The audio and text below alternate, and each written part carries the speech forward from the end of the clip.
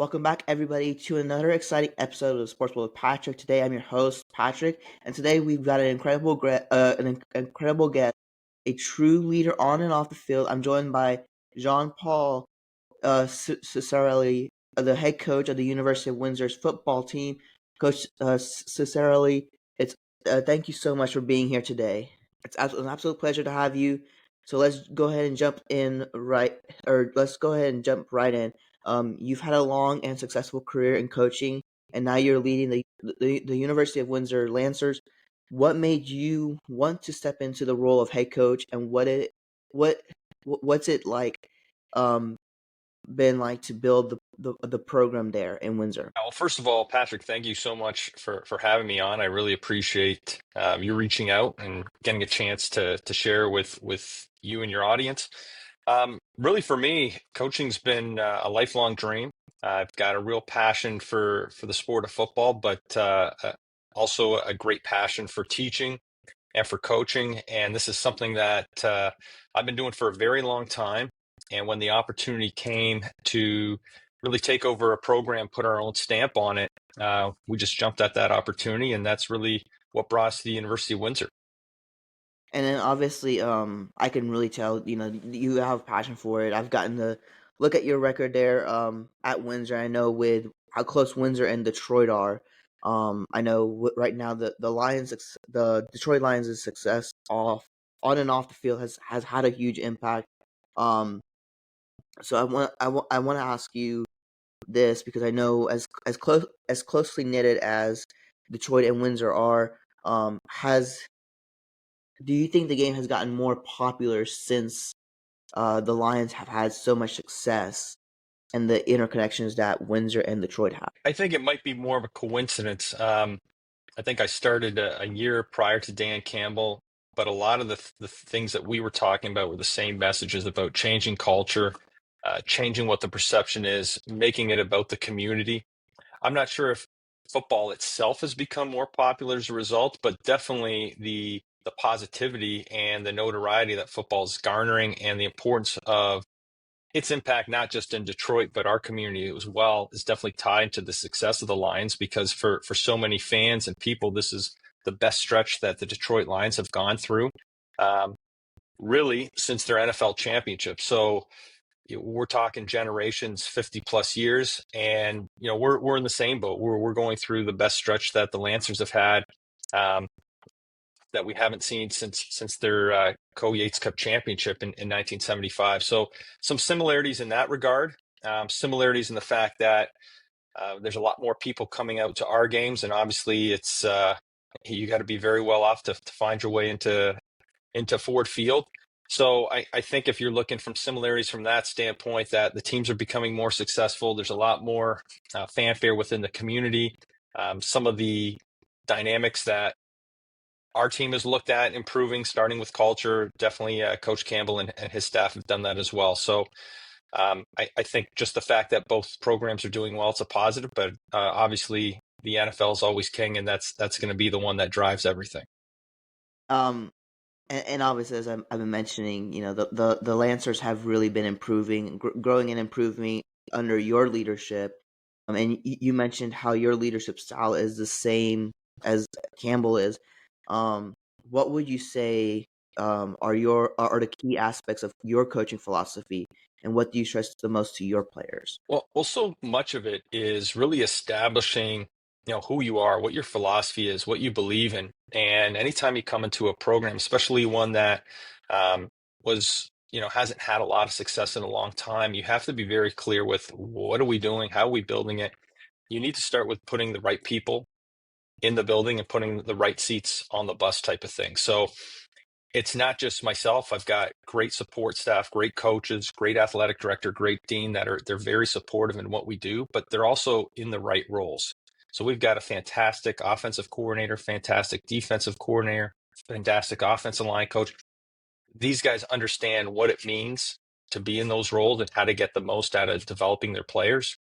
But then if we look at from an athletic director standpoint, our athletic director, Stephanie White, and her staff are incredibly supportive and do so much behind the scenes that people don't see. And ultimately, a lot of that comes down to the dean, Dr. Linda Rohr, who says, we know how important this is going to be. We know what you're trying to do. You understand the development of the student athlete is first and foremost. So when you have people behind you, it makes a huge difference. So having the right people is really step one.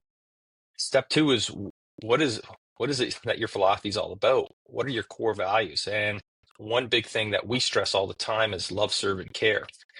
And when you have these foundational blueprint for your program, all their players, all their coaches, all their support staff know about it, and they understand what love, serve, and care means. And from that, you can really develop, what's my mission? What's my vision? What is it that we're ultimately trying to achieve? And when you've got that common goal that people can get behind, that's one of the reasons that you've seen such an improvement and such a different trajectory for the University of Windsor Lancer football program.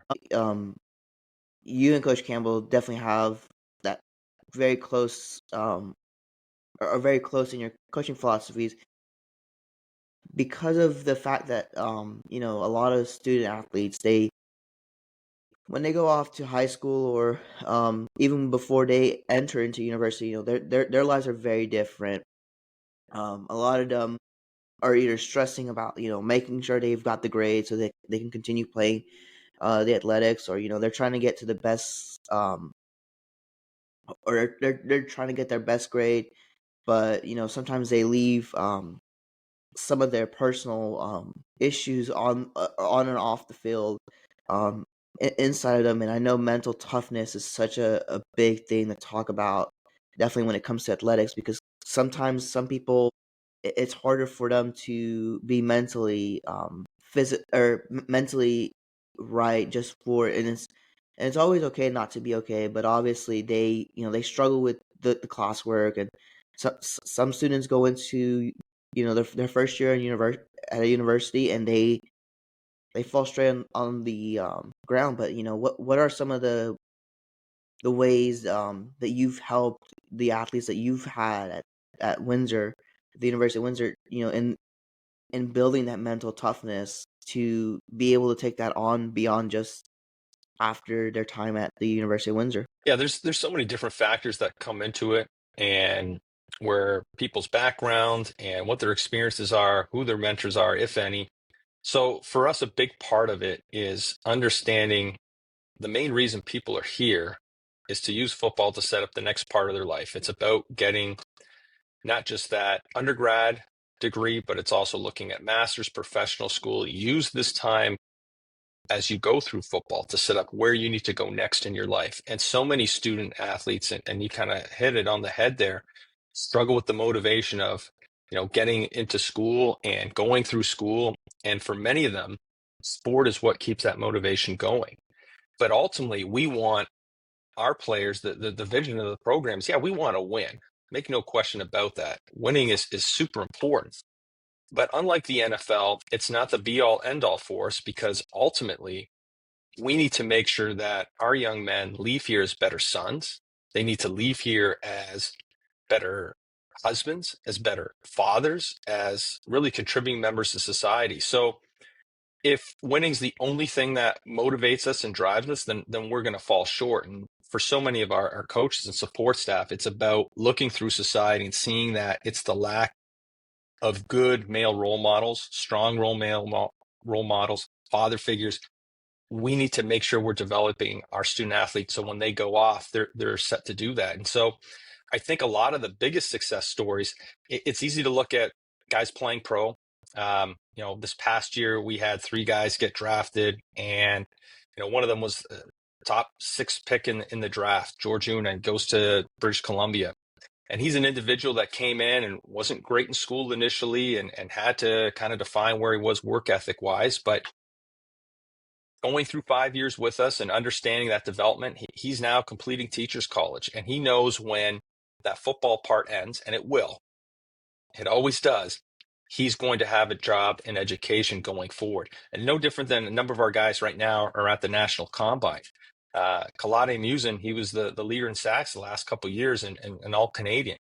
Well, he's already completed his MBA. So again, he's going to get a chance to play pro.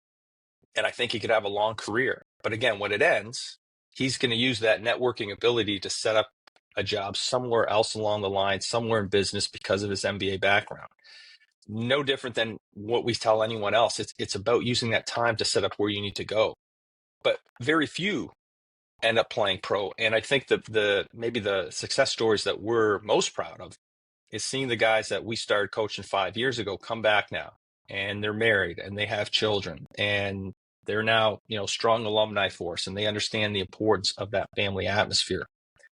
Those are the success stories that you can really lean on. That's where we say, hey, this is really accomplishing the vision of what our program's all about. Because it's easy to say, hey, we want you to come play football and get an education, but there has to be more drive behind it. And there has to be more than just we're trying to win games, because so many things have to happen for you to be successful. A lot of times it's out of your control. And again, I don't want to make the comparison that we're the exact same as the Lions, but there was a lot of fanfare going in this year with where we finished in 23, similar to the Lions. And one of the biggest things we had to overcome that ultimately did us in, similar to the Lions, is when you have double-digit starters injured and out, you can have all the depth in the world, but eventually that stuff catches up with you. So to say, hey, it's a failure because we didn't win, to be where we're at and to have the program where it is, that itself is a big success story, and what we're doing with our student athletes going forward. And similar to Detroit, we're going to regroup and get ready for the next year, because the one thing that I think sometimes people forget is every year is a new year. It's a new group of people. No team is ever the same. And so all we can really do is get ready for what 2025 looks like. But ultimately what drives us and what makes sure that our student athletes are doing the best they can and having that ability to move forward is understanding this is what our philosophy is. This is what our vision is. We want you to use your opportunity here to set up the next part of your life going forward. Yeah, I think that's one thing that people are discounting from the Lions next year is that with everyone healthy, it'll probably be a very, very scary team, and the way that the team itself is just ready to roll with Dan Campbell. And obviously, um coach, it's clear that you're prioritizing building a strong and resilient athletes there. Now I do have to ask you this also. What's one of the most memorable moments you've had as a coach at Windsor? 'Cause I'm sure you have a few standout there. Is there one that you can that has really struck with you or stuck with you? Sorry. Yeah, you know what? There's a lot of big memories. I think one that's really impactful was our hosting our first playoff game in and it must have been 15 plus years there, in 2023, taking on Carleton Ravens, beating them right at the last second, um, holding on for a victory, winning at home. How that really propelled us into the next round, and coincidentally going on to take a very strong Laurier team that had beat us quite soundly earlier in the year, and being um, officials call or decision away from tying the game. We end up losing that, which is hard, and that's part of the game.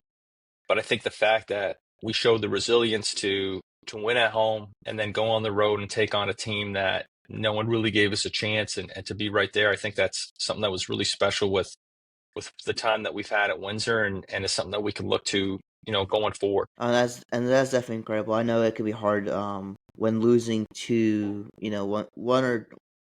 one call from the officiating crew, or even when they review a play and that happens. But obviously, seeing players succeed is always good. And now, coach, I know Windsor in Canada, for the most part, it's always known for hockey. Um, so let's talk a little bit here. But what has about your approach to recruiting? Windsor obviously has a lot of talent in the region, also because of how close its connection is to Detroit and Ann Arbor. But what do you look for in a player when you're recruiting them to Windsor? I think we're really unique here in the city and community of Windsor, because I would say maybe we are on par with hockey, unlike any other city across Canada. Football is a big deal here. It matters. I'm sure per capita, no one has sent more players to play professionally than this area. And I think a big part of that is the fact that you need people who are going to take on that blue collar mentality of this area. And so you talk about mental toughness, mental fortitude. That's the kind of person we want to bring in here. When we're looking at recruits, first and foremost, you have to have talent. I know a lot of times people will talk about, grades have to be at a certain level and you have to have this kind of demeanor. First and foremost, there has to be talent. Because there's lots of people who are very strong academically and great character people, but don't have talent. So talent's number one. After that, you can start looking, okay, do they qualify academically? Is this someone that's going to have success at this institution, or is university just not an option for them? And really the tiebreaker we talk about a lot of times is the character aspect. What kind of person is this individual? What do they do when no one's watching? What are the teachers, the custodians, the secretaries, the office administrative staff? What are they saying about this individual at the high school level? What are their opponents saying? What does it look like when you watch a full game tape? Anyone can put 10 plays together and look really impressive, but does someone have a motor throughout the whole game? So there's a lot of different aspects we look for. But I think one piece that's really important is, do they fit the moniker of the city? Do they fit that blue collar mentality that they're going to come in and no matter what someone's going to say, know that you're coming to the end of the road. This is the last spot. You got to put up or shut up. That's the kind of athlete that we want here, that's going to play with sandpaper, have an edge, and make sure that when things get tough, they're going to answer the bell. And it's going to be an athlete that puts together a product on the field that's, this community can be real proud of, because wow, that effort was there right from the start to the end of the game, and that's something that we've really prided ourselves on. Yeah, obviously it's such a special, and I keep going back to this, the bond between Detroit and Windsor, which is almost incredible. I think the very last time I went was during the summer, and the amount of people that you will see, like just in the Detroit area from Windsor, and how nice the people in Windsor are. Haven't had a chance yet to get over there, but obviously it's very very exciting. And so I do have this very interesting question, because obviously we know when students they get to college, sometimes they like to go out and party, sometimes they like to go to the casinos and all that. And I recently had a hockey head coach from the UNLV, and he mentioned a lot of the same um, stuff that he looks for in a player when they want to play for UNLV, for you, or for UNLV, that you've mentioned that you want for when you, or for players that play for you. You know, um, and I know there is the casino right there, just off the river in Detroit, with Caesars in Windsor. Does that ever become an impactful part? Because I know he said that a lot of kids in at UNLV, fall trapped to, just walking onto the strip and going to the casino every single day. No, haven't seen that. Um, Obviously, if we're talking about the Vegas Strip, it's going to be a lot more alluring that we have here in Windsor. Not to say that there aren't temptations, but a lot of times when we have our weekly culture meetings, we'll talk about some of the pitfalls that are out there. But ultimately, these guys have to own their own 20 square feet. They've got to believe what they want to believe and choose to act the way they're going to act. I'm ultimately going to be responsible for it, but it's going to be their choice.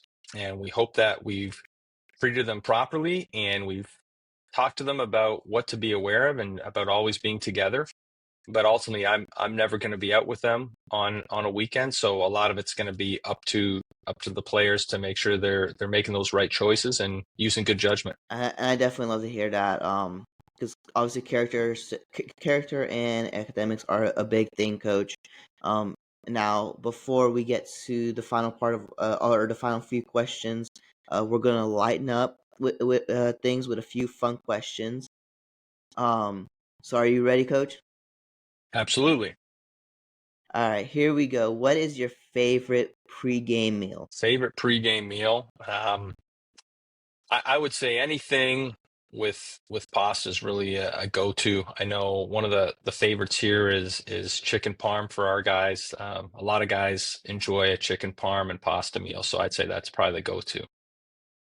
And then for your next one, if you weren't coaching football, what do you think you'd be doing? Oh, I'm that's a tough one. My background's in education, but yeah, maybe you get a chance to go on Saturday Night Live or something like that. Have some fun, do some skits. That might be enjoyable. Yeah. If you could have dinner with any historical figure, who would it be and why? I would probably want to meet with former San Francisco 49ers head coach Bill Walsh, pick his brain about how he's gone about creating programs. So much of what we do here stems from the culture that he created in San Francisco, and a lot of other teams have taken it on from there. But I would probably say Bill Walsh. He was probably one of the first that I saw do it and document it, and he's got a lot of books out there. So I'd like to pick his brain. And then the very last question, what is the craziest superstition you have had in your career? Craziest superstition.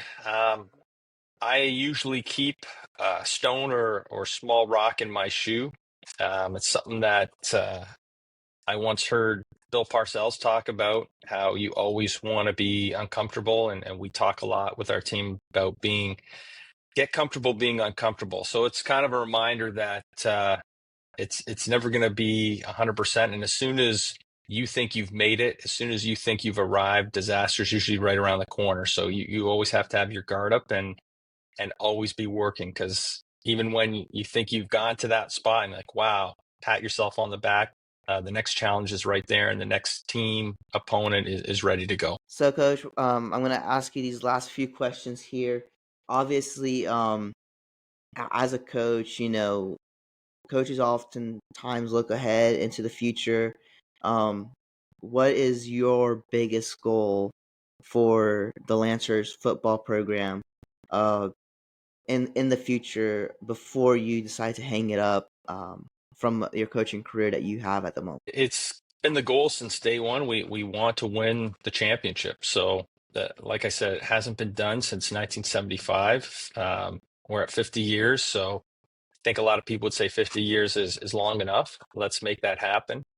And that would be the ultimate team goal here. And I think it'd be a special moment for the entire city if we can make that happen. And then, very last question is obviously with Windsor, as special as it is, but obviously, Okay. but obviously, if Windsor, let's say in the future, because I feel like one of these days Windsor will finally get that NFL team. Maybe it'll be competing against the Lions there for a minute.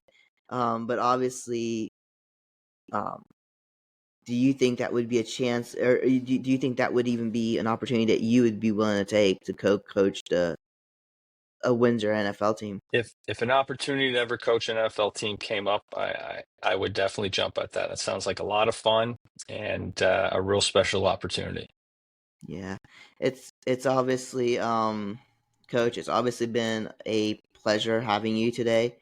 For all the listeners of the Sports World with Patrik, um, for all the listeners, be sure to follow up with Coach Jean-Paul Circelli and the University of Windsor Lancers as they continue to make strides on and off the ice.